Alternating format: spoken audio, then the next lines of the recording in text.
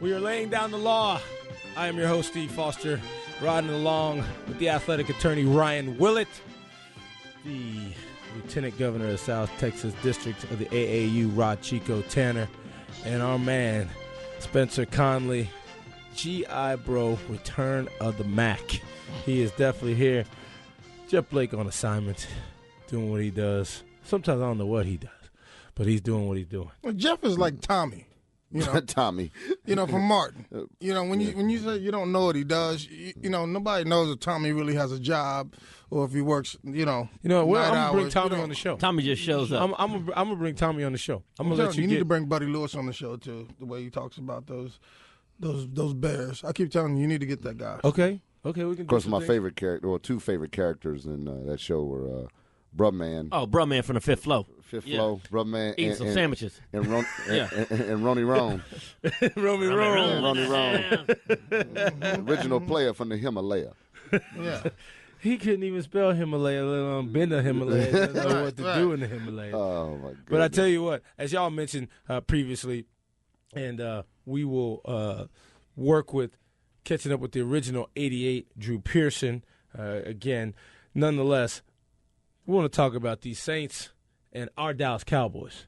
And I believe both of these teams have great opportunities this season to have an opportunity at the playoffs. Right now, you know, both teams looking to really get some momentum. Dallas 2-1, Saints 1-2. So Saints took a big chunk out of the Cowboys last year. I don't know if I really, you know, talk about, well, what they did to us last year as much as I talk about where I'd like to go this year. I sure hope so, that we stay in the present. Because, you know, as the motivation on the other side of the room has already told us between segments, is, you know, the negativity is certainly doesn't need to be there. And regardless of what has happened, as you mentioned, in the past, it's present. As long as the running game, to me, and you know, I put up on our Facebook page about Troy Aikman talking about, you know, needing to run, needing to have a power running game. Here's a guy who's in the Hall of Fame, 3 Super Bowl rings. You know, you're not a quarterback because you love to hand the ball off. You're a quarterback because you see the opportunities to distribute the rock to receivers, check downs to the running backs in the backfield. However, it's essential, you know, beast mode for the Seattle Seahawks, Marshawn Lynch. He gives you a consistent control of a game that helps a guy like Russell Wilson. Do the same thing for Tony Romo. I think when Tony Romo throws between 20 and 30 passes, at you know, hit that peak being that 30 pass ceiling at most. 27 is what I'd really like to see him do. You can shorten the game. You can, if you're concerned about the defense, then you don't have to give the defense as many opportunities to try to turn back a guy like Drew Brees. I completely agree. And when you look at how many close games they lost last year, they lost them because there was too much time sitting on the clock all the time because they weren't running the ball good. We couldn't run they the ball. They weren't running the ball good, so you're throwing the ball in the dirt, it's stopping the clock. I just keep remembering that Detroit game will not leave my mind from last year because they had time. And throughout the history of football, you look at any Super Bowl champion team, you look at the last 2 teams playing, they had a strong running game and an excellent quarterback. When you go to Denver's back-to-back, you know, we know. I was at the Denver Cowboys game last year. Right. I'm not talking about last year. I'm talking about the Denver back-to-back. Terrell Davis. Yeah. Thank you. You go back to Miami. Zonka and the boys ran the ball well. Through the Cowboys, Emmett ran the ball strong. You know, when the Steelers went, they ran the ball strong. You know, you have to have a consistent and a strong running game. And for Troy to be excited and to talk about how important the running game is because he knows how much easier it makes it for him to complete passes. Oh yeah, by all means. It'll slow down the rush when you have to guess, when you know a team can be 3rd and 8 and still hand it off. Having that running game control the clock also gives your defense some rest. Well, last year the Cowboys defense did not get a lot of rest, and they got exposed a lot. And a lot of times people just blame the defense, but the offense plays a part in that as well. You know, so it's a lot about controlling that clock and controlling the game that way. And the tough thing is we're talking football, and we're still dealing with the ego of man. Oh, definitely, no doubt. No.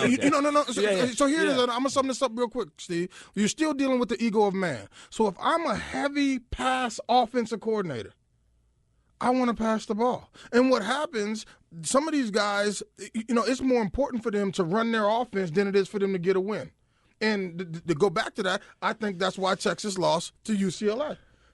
They went down, they ran the ball down. We're going to give you a chance to talk about Texas versus UCLA. Steve, that's the last time. But we got, hey, man. I know. Sometimes I have to play. Sometimes I play traffic cop. We're going to get to the man of the segment. We're going to get between the eights with the original 88 Drew Pearson. You went from landing planes to a traffic cop. And that is an upgrade from a couple of weeks ago. Thank you, Spence.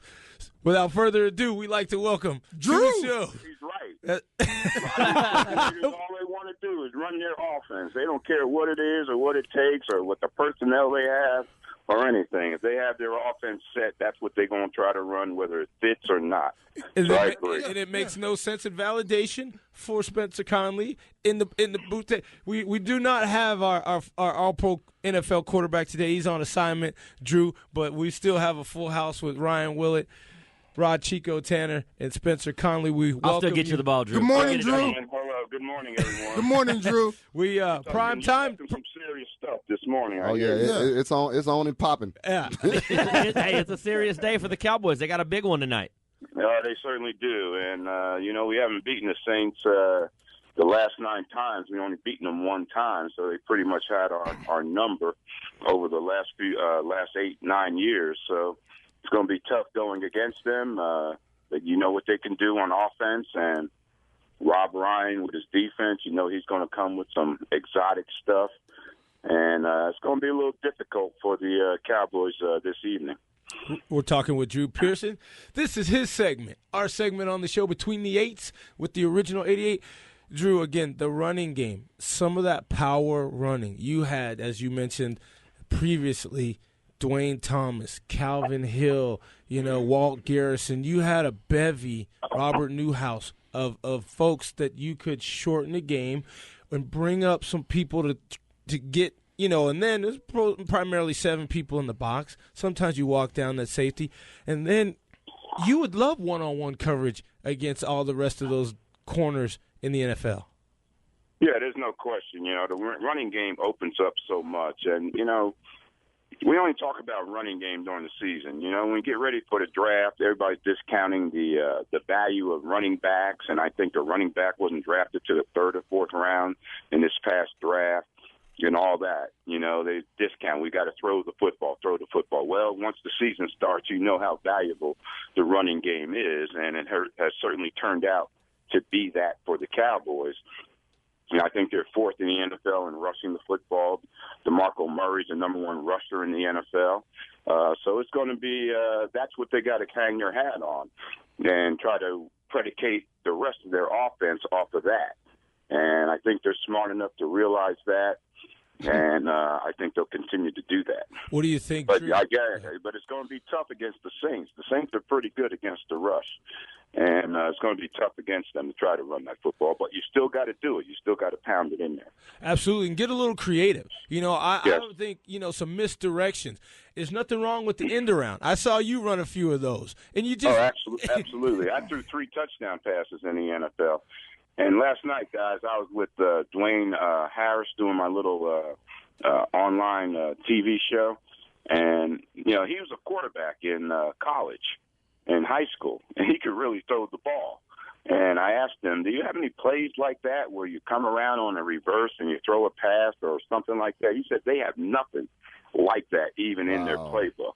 And with the Cowboys, when I played with Coach Landry, we had a whole section of plays like that. We didn't call them trick plays. We didn't call them flea flickers. We called them deceptives.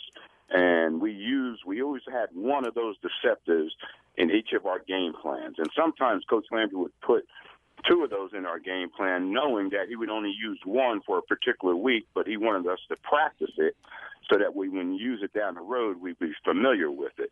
But these guys don't do anything like that, and if they did do something like that, I guarantee you they'll get a big play out of it. We're talking with Drew Pearson, Between the Eights, and Drew in the exact same stadium. Just 24 hours ago, a fake punt by Arkansas. You know, you just can't line up necessarily and go toe-to-toe with Texas A&M. If you need a little deception play, play action is deception as well. Are we giving the ball, to Dwayne Thomas? No. We're going to go 15 yards down the field to Drew Pearson, and you have a guy like Roger Staubach selling a tremendous fake into the line. That is the same thing as an end-around reverse pass. I'm glad you brought that up, Steve. And Drew, you were a quarterback in high school and college. Yes, I was, and Coach Landry knew that. He knew I could throw the ball. And to this day, Roger Staubach is upset with me because I have a higher quarterback rating. Hey, one more reason you should be in the Hall, Drew. No doubt. No doubt.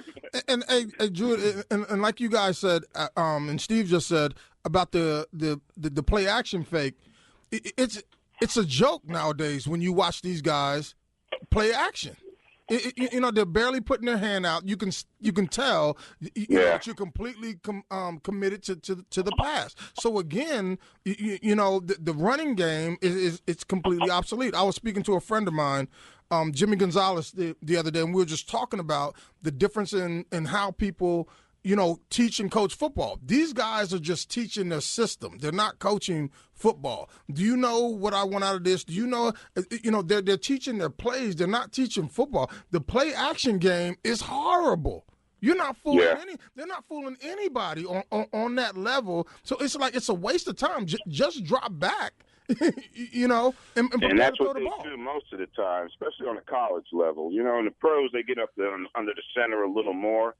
But in college, you hardly ever see a quarterback get under center anymore. No. And I was thinking one game I was watching that somebody had a 3rd and 1 or 2nd and 1 or something. I think it was 3rd and 1. And instead of lining up under the center doing a quarterback sneak, I think they needed a half a yard or something.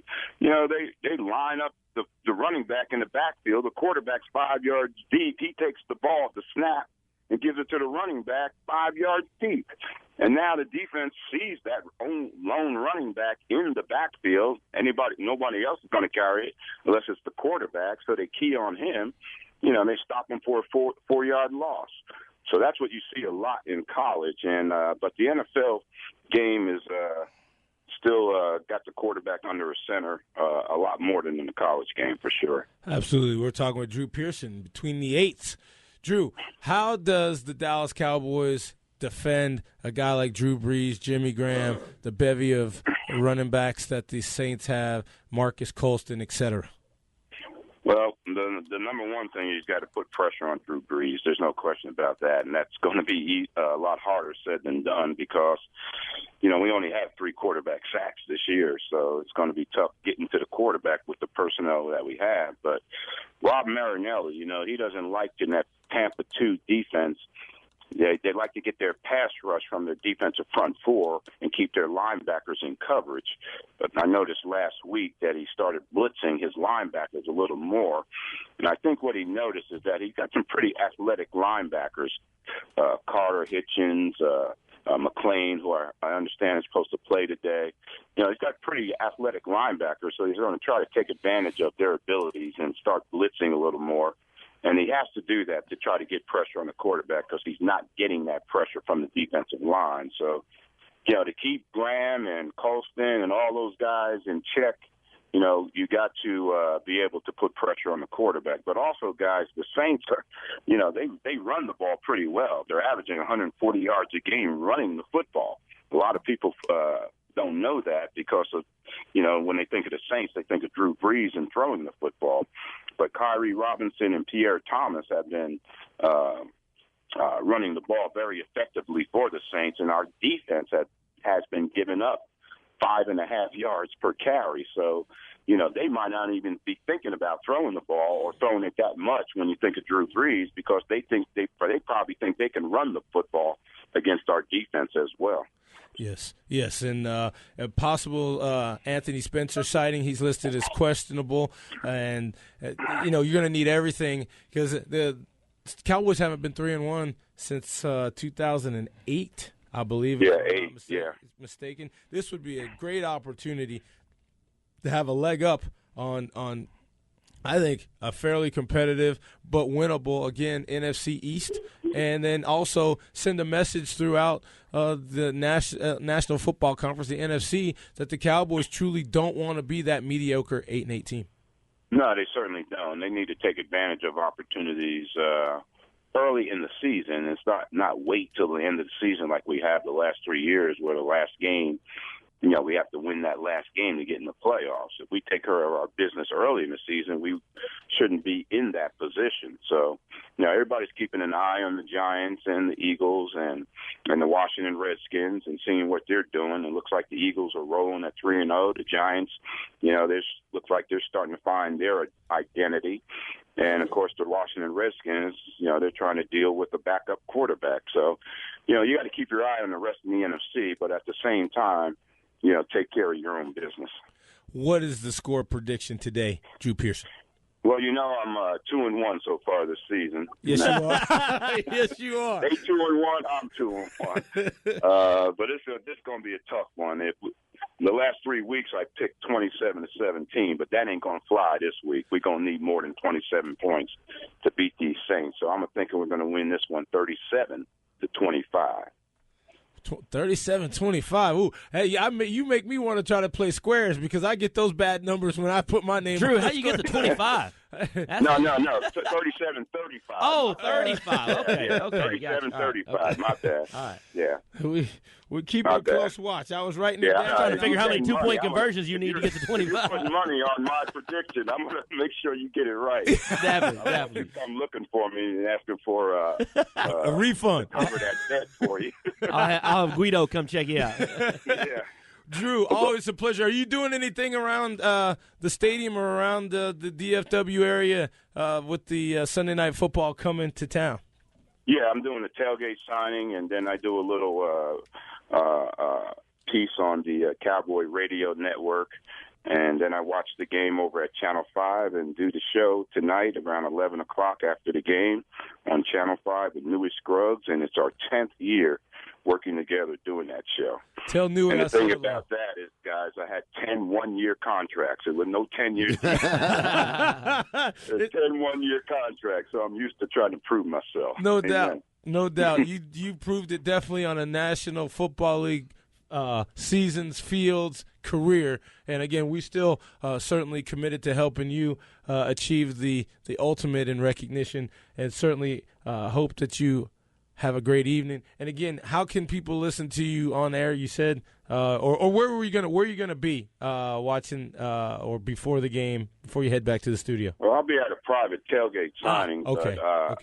Doing the radio thing right there in the plaza, right next to the stadium on the fan, which carries the Cowboy games. Excellent. Well, Drew, enjoy the rest of the day and the evening. We certainly will be watching Sunday Night Football. And 37-35 from the original 88, Drew Pearson. Drew, thanks, and we'll catch up with you soon. Okay, thanks, guys. Have a great Drew. Sunday. All right. You too. We're going to take a sidebar, come back. A little open segment. We'll take your calls on the Buffalo Wild Wings phone line, 210-656 ESPN, 210-656-3776. Stay with us right here on Laying Down the Law.